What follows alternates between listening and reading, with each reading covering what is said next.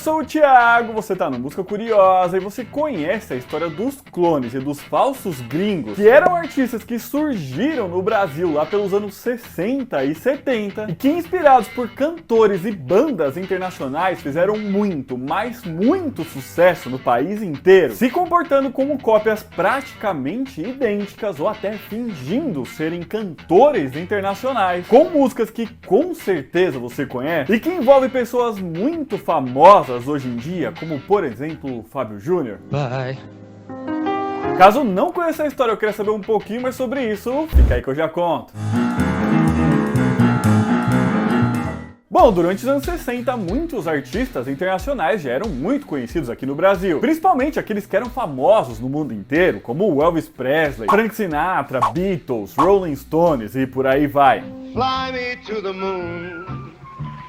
Let me play up there with those stars. Acontece que vários outros cantores ou bandas estrangeiras que também eram famosas não chegaram a ficar tão conhecidos por aqui. Isso porque nessa época aí o mercado fonográfico do Brasil já era ele de certa forma dominado pelas grandes gravadoras internacionais, que eram as que tinham mais condições de fazer lançamentos internacionais aqui no Brasil, já que a compra aí para os direitos autorais para esses lançamentos era extremamente caro. E justamente por conta do preço disso, que esses artistas aí que não se tinha tanta certeza que venderiam uma série de discos por aqui, a ponto de justificar pelo alto investimento pelos direitos autorais da música, não costumavam ter seus discos lançados aqui no Brasil, já que as gravadoras pequenas não tinham dinheiro para isso e as grandes não queriam arriscar. Porém, foi nesse momento que alguns executivos das gravadoras brasileiras tiveram uma grande ideia, que era de fazer sósias brasileiros como se fossem uma espécie de clones de artistas internacionais que estavam bombando muito, mas que não eram tão conhecidos por aqui. E um dos primeiros artistas que ficaria muito conhecido dessa forma era José Gagliardi Jr., que ficaria famoso como Prini Loures. E tudo isso começou no início dos anos 60, quando ele era conhecido ainda apenas como Zezinho e já cantava em alguns grupos musicais como The Rebels e The Avalon, que não fizeram muito sucesso. Porém, eles cantavam em inglês, o que já era um grande diferencial para o que eles queriam. E foi vendo então essa capacidade do cantor que o presidente da gravadora RGA chamou ele para participar de um projeto, que era o de regravar na íntegra e igualzinho, sem praticamente mudar nada, imitando até mesmo as falas que eram ditas no meio dos shows, um disco ao vivo lançado pelo artista norte-americano de descendência mexicana, Trini Lopes, e que estava fazendo muito sucesso, principalmente com a sua versão da música La Bamba.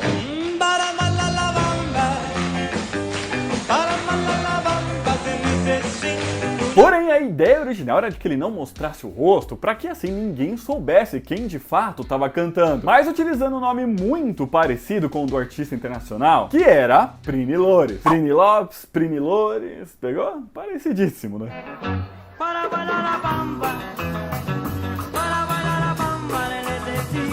E isso deu muito certo, afinal as músicas já tinham caído aí nas graças do povo de outros países, portanto tinha uma grande chance do mesmo acontecer por aqui. Mas tinha um problema, já que com todo o sucesso que ele vinha fazendo, o artista passou a ser convidado a participar de programas de rádio e televisão, o que seria ótimo para conseguir manter as músicas que ele estava lançando em alta. E foi nesse momento então que eles perceberam que eles não conseguiriam esconder a identidade dele, então passaram a divulgar o Prini Loures apenas como um intérprete do artista internacional, se comportando como uma espécie de sósia do Trini Lopes e assim cantava suas músicas.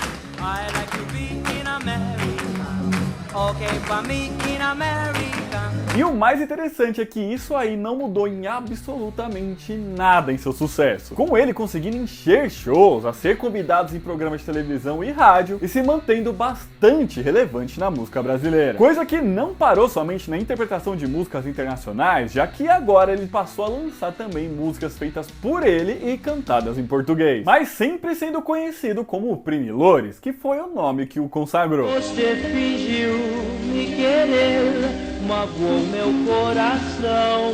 com ele se mantendo e conseguindo fazer shows até pouco antes de sua morte, que aconteceu no ano de 2020. Mas não foi só com ele que isso aconteceu, já que a história de sucesso do Trini inspirou outras gravadoras a fazer o mesmo com outras pessoas. Foi já nos anos 70 que a cantora inglesa Didi Jackson começou a fazer sucesso mundial, principalmente com a música Automatic Lover, lançada por ela em 78 e que virou até mesmo trilha da novela Dancing Days aqui no Brasil.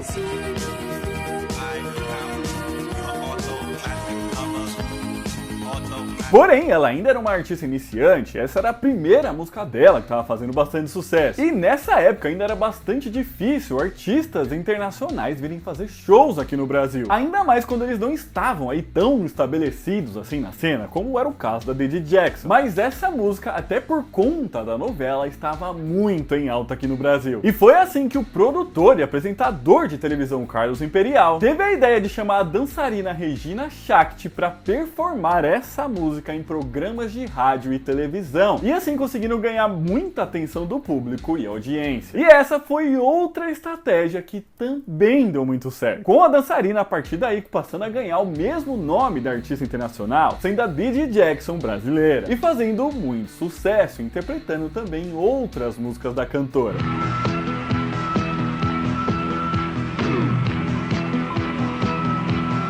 Porém, foi pouco tempo depois, tentando aproveitar aí toda essa fama, que ela resolveu lançar um disco com músicas originais e usando o seu nome verdadeiro, né, o Regina Shakti. Porém, esse aí não conseguiu fazer muito sucesso. Afinal, as pessoas queriam mesmo saber da Didi Jackson.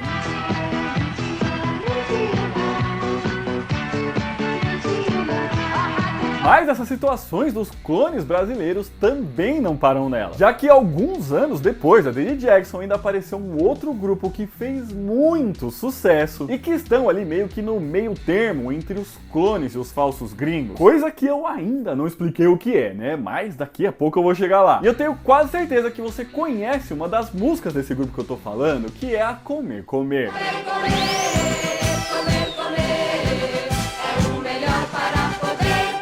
Mas antes de continuar a história, se você estiver gostando desse vídeo, já deixa seu joinha aqui embaixo, que ajuda muito a gente. Se inscreve no canal, porque toda semana a gente lança mais vídeo assim. E se você quiser e puder ajudar a gente um pouquinho mais, é só clicar aqui embaixo no botão do Seja Membro, beleza? Bom, o último desses clones brasileiros que conseguiu também fazer muito sucesso, só que nesse caso um pouco mais pro final dos anos 70, foi o grupo Brazilian Gengis Khan, que não tinha esse nome quando surgiu não, viu? Se você quer sonhar, tente seu sonho realizar. Acontece que foi nesse mesmo momento aí que surgiu e começou a fazer muito sucesso no mundo inteiro a banda alemã Gengis Khan, que foi criada para participar do festival Eurovision e utilizava aí o nome do imperador mongol, mas usando aí uma grafia diferente do que o nome original dele, como vocês podem ver. E eles já conseguiram fazer muito sucesso com a música homônima do nome da banda.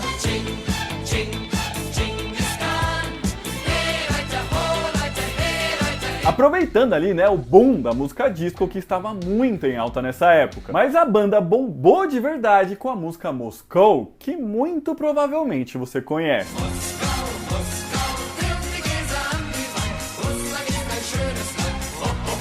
Acontece que nesse momento aí, aqui no Brasil, foi criada então uma banda cover deles, novamente pela gravadora RGE, para aproveitar aí toda a fama que os alemães estavam tendo. Mas eles não estavam conseguindo ir muito pra frente não. Foi então que eles convidaram o bailarino argentino Jorge Danel para ajudar ali nos figurinos e na coreografia do grupo. Porém, o bailarino foi além, já que ele cortou os cabelos e assim apareceu vestido como aquele que seria o personagem principal dessa banda, que era o Gengis. E isso sim deu muito certo, com eles passando a se apresentar pelo Brasil inteiro cantando as músicas da banda alemã.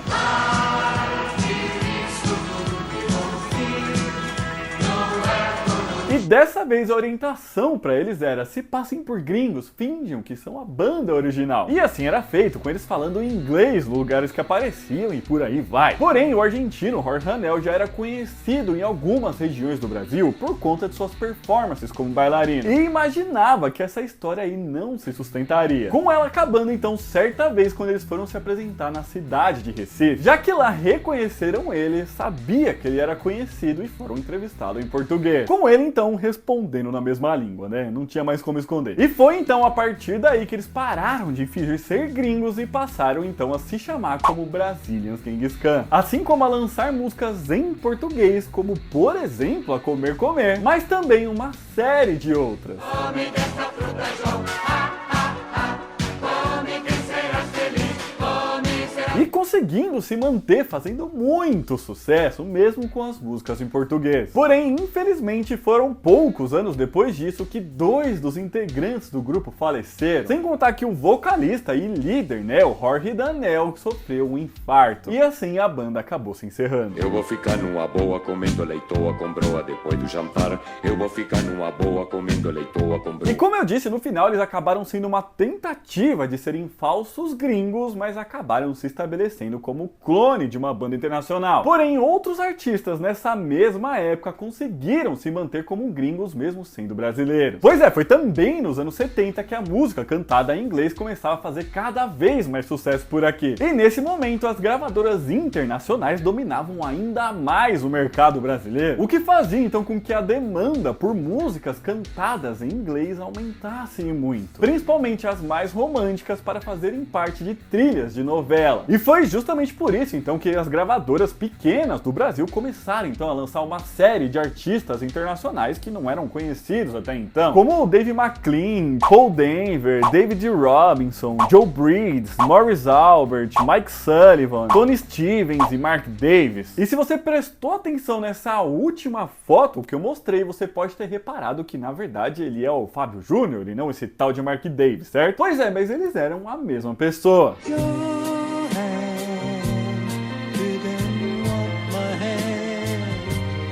A verdade é que antes dessa época aí já era comum que artistas brasileiros aparecessem cantando em inglês, mas com todos sabendo que eles eram brasileiros. Porém, nesse caso aí, a ideia das gravadoras era pegar artistas que sabiam compor e cantar em inglês e gravar os seus discos, mas utilizando nomes gringos inventados e fingindo que eles eram de outros países. Um exemplo disso é o Steve McLean, que tinha como nome verdadeiro o Hélio Costa Manso, e que ganhou esse nome inspirado no ator norte-americano Steve McQueen, por ele ser muito bonitão e chamar a atenção das pessoas. E ele foi descoberto pela gravadora porque ele já tinha conseguido fazer algum sucesso cantando junto com a banda Sunday, quando lançaram a música I Wanna Get Married.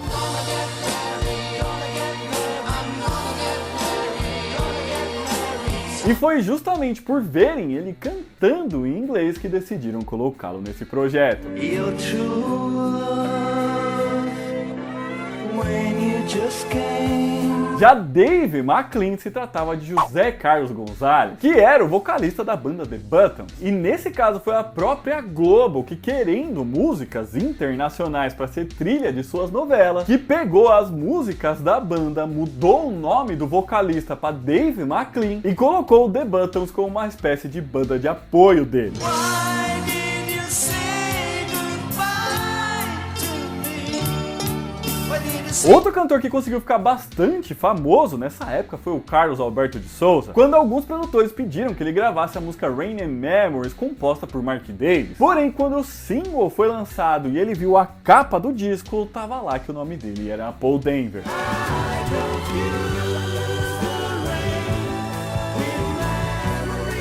E o próprio Mark Davis, né, que foi quem compôs essa música aí, foi o falso gringo que mais ficou famoso aqui no Brasil, já que ele era o próprio Fábio Júnior. Claro que antes de ser conhecido dessa forma, né? Foi ainda em 71 que ele passou a gravar uma série de músicas em inglês, utilizando aí esse pseudônimo, assim como o Uncle Jack também, conseguindo fazer bastante sucesso com o hit Don't Let Me Cry, lançado em 73.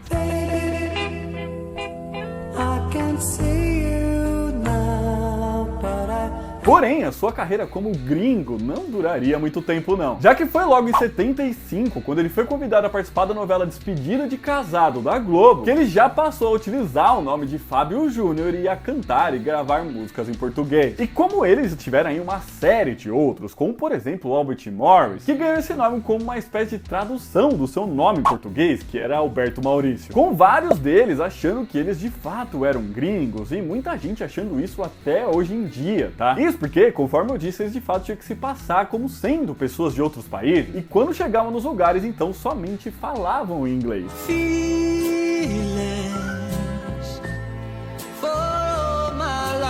Na verdade, uma curiosidade é que nem todos falavam de fato aí a língua, chegando ao ponto de alguns deles ali, quando iam compor, pegar um dicionário e somente irem montando as frases prontas que combinassem com a métrica da letra. E quando eles eram convidados a ir em programas de rádio e televisão, eles chegavam, cantavam e iam embora, sem falar nada, nem em inglês e nem em português. Porém, foi já com o passar dos anos, né, e a chegada dos anos 80 e 90 que essa moda aí foi acabando, já que a partir desse momento passou já a ser muito mais comum o lançamento de músicas de artistas internacionais por aqui, assim como a vinda desses mesmos artistas para se apresentarem. O primeiro Rock in Rio, por exemplo, aconteceu em 85, né? Acabando então com essa demanda aí da criação de estrangeiros por aqui. Você conhecia toda essa história aí? Sabia que já tinha tido aí todos esses artistas, clones e falsos gringos no Brasil? Fala aqui pra gente. You wanna come back, you wanna come back to me. E pessoal, lembrando que isso aqui tudo é só um resumo dessa história aí, que durou aí quase uns 20 anos, né? E boa parte das informações aqui eu tirei da série documental Histórias Secretas do Pop Brasileiro, que é muito interessante e eu recomendo que vocês assistam se vocês quiserem, tá bom? Mas então é isso, pessoal, esse vídeo eu ficando por aqui, espero que vocês tenham gostado, e se gostaram já deixa seu joinha aqui embaixo, comenta aqui pra gente se você conhecia essas histórias e o que você achou delas. Você gostaria que tivessem clones ou falsos gringos no Brasil até hoje? Aqui do Zé Trejano outros vídeos pra vocês assistirem. Um beijo, até a próxima e tchau!